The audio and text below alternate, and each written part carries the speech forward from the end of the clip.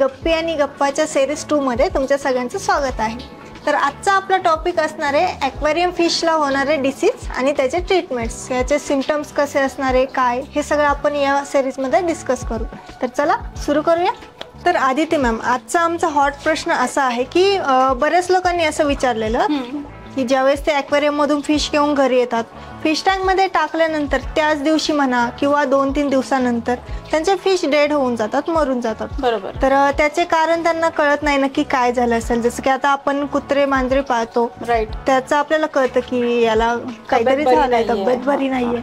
तर फिशमध्ये हे कसं ओळखणार आपण, याची आम्हाला कारणे सांगू शकाल काही? नक्कीच. हा एक खूप महत्त्वाचा प्रश्न आहे.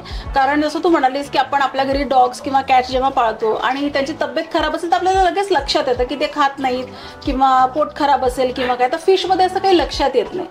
सो फिशमधले मेजर जे सिम्पटम्स बघायचे आहेत ते हे आहेत की फिशचे जे फिन्स असतात ना, म्हणजे वरची जी फिन असते किंवा खालची जी फिन असते किंवा टेल असते ती अशी कम्प्लिटली ओपन पाहिजे. जर त्यांची म्हणजे ते हे एक पहिलं लक्षण आहे मुख्य. जर ते आजारी असतील तर हे फिन्स जे आहे ना, हे नेहमी असे म्हणजे ते असं स्वतःला बांधल्यासारखं दिसेल, क्लिप म्हणजे ते कमी दिसतील फिन्स एकदम, त्यांनी असं ते त्याला बंद करतात. त्याच्यानंतर तुमचं फिल्टर किंवा एखादं ड्रिफ्टवूड किंवा एखादं खेळणं डेकोरेशन तुम्ही काही ठेवलं असेल तर त्याच्या मागे जाऊन लपतात, त्याच्या मागे जाऊन बसतात, ते बाहेर निघत नाहीत. दुसरं तुम्ही असं बघू शकता की फिशच्या बॉडीवर बराचदा म्हणजे फिश ना आपल्या कलरेशननी सुद्धा सांगतं की माझी तब्येत बरी नाहीये. जर एखादा कलरफुल फिश असेल तर तो डल पडतो, ग्रेइश ब्लॅकिश अशी त्याच्यावर शेड येते. तसं काही असेल तर ते तुम्हाला बघायचं आहे. नंतर लक्षात ठेवायचं आहे की फिशच्या बॉडीवर असे छोटे छोटे रवा असतो ना, तशा टाईपचे व्हाईट कलरचे स्पॉट्स येतात. तर तसं काही आहे का तुमच्या फिशमध्ये ते तुम्हाला बघायचं आहे. कारण ही व्हाईट स्पॉट्सची सुरुवात असते, ही बॅक्टेरियल इन्फेक्शनची सुरुवात असते आणि हळूहळू हे बॅक्टेरियल इन्फेक्शन पूर्ण बॉडीवर पसरून पुढचा आजार सुरू होऊ शकतो, जो की फिन रॉट आहे. आणि अशाने ही सिरीज सुरू होते. तर ह्या सगळ्या गोष्टींकडे, ह्या सगळ्या सिम्पटम्सकडे तुम्हाला डेफिनेटली लक्ष द्यायचं आहे. ओके. तर मग जर असं काही दिसून आलं आम्हाला तर लगेच त्याचे पाणी आम्ही 100% चेंज करून टाकायचे? अजिबात नाही. सगळ्यात पहिले तर लोक हीच चूक करतात. कुठल्याही आपल्या फिशमध्ये काही प्रॉब्लेम असेल किंवा आपल्या ॲक्वेरियममध्ये काही इश्यू असेल, वॉटर चेंज पहिले अवॉइड करायचा अंटिल अँड अनलेस त्याच्यामध्ये काही वॉटर पॅरामीटर्सशी म्हणजे पाण्याचे जे तत्व असतात त्यांच्याशी काही वर खाली जास्त असेल, पॉझिटिव्ह निगेटिव्ह असेल तरच.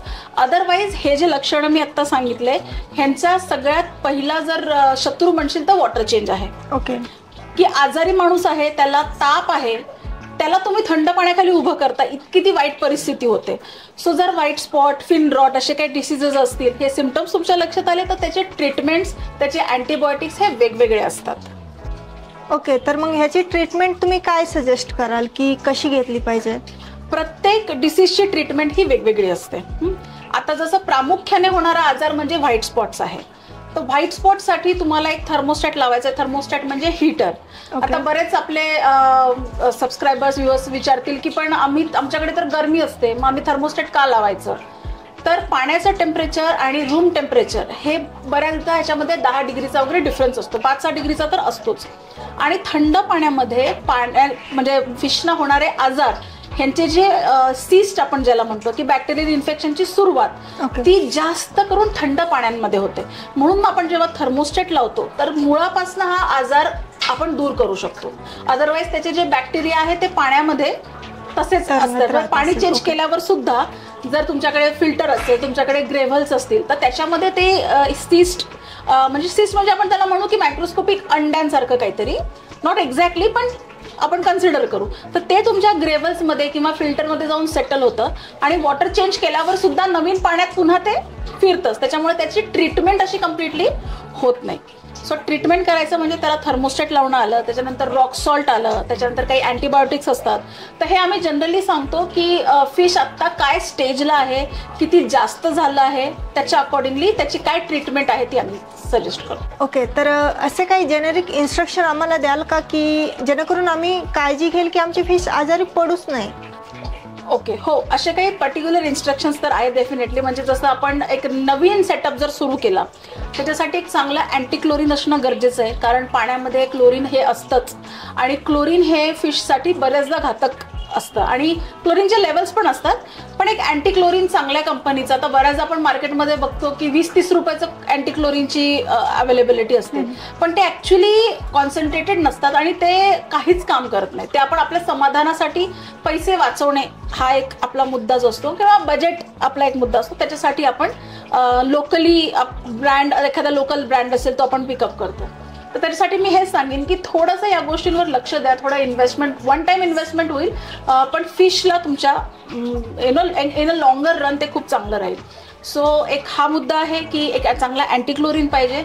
दुसरं थर्मोस्टॅट, ह्याच्या आधी आपण बोललोच की बरेच मॅक्सिमम फंगल बॅक्टेरियल इन्फेक्शन्स जे आहेत ते जर तुम्हाला असं वाटतं की तुमच्या फिश टँकमध्ये होऊ नयेत तर एक थर्मोस्टॅट लावा आणि त्याला 28 डिग्रीजला सेट करून ठेवा. कारण 28 डिग्रीज हे रूम टेम्परेचर असल्यामुळे मॅक्सिमम स्टेट्समध्ये आपल्याला हे बघायला मिळेल की हे इन्फेक्शन्स वाढणार नाही किंवा फिशला होणार नाही, किंवा चुकून तुम्ही एखादा आणताना, एखाद्या शॉपमधनं आणताना एखादा जर फिश आजारी असेल तर तो सुद्धा क्युअर होऊ शकतो.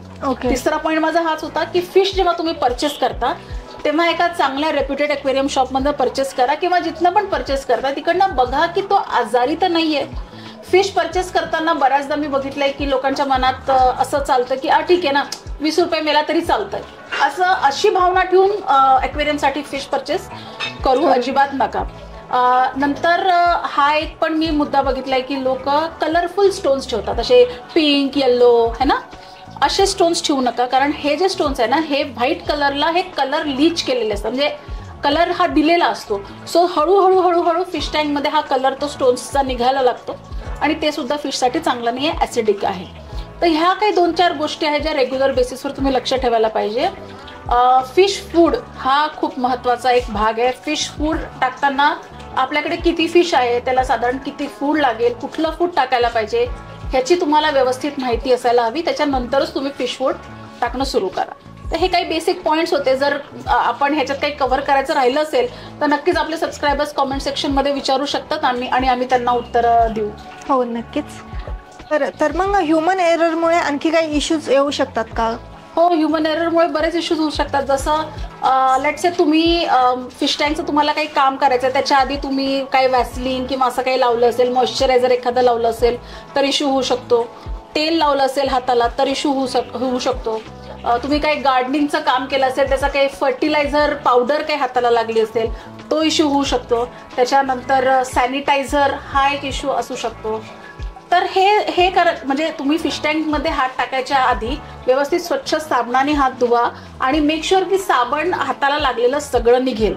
सेकंड ह्युमन एरर म्हणजे तुम्ही बऱ्याचदा फिश टँकमधलं पाणी चेंज करायला तुमच्या रेग्युलर बादल्या यूज करता, बाथरूम मधल्या, ज्याच्यामध्ये तुम्ही कधी कधी कपडे सुद्धा धुता, सो त्याच्यात डिटर्जंट असतं किंवा साबणाचा थोडासा ट्रेस असू शकतो. तर ह्या गोष्टी थोड्याशा टाळा. ह्या 2 मेजर गोष्टी आहेत की ज्यांनी आपण म्हणजे त्याच्यामध्ये आपण फिश टँकमध्ये काहीही काम करायच्या आधी या थोड्याशा गोष्टी लक्षात ठेवायला पाहिजे.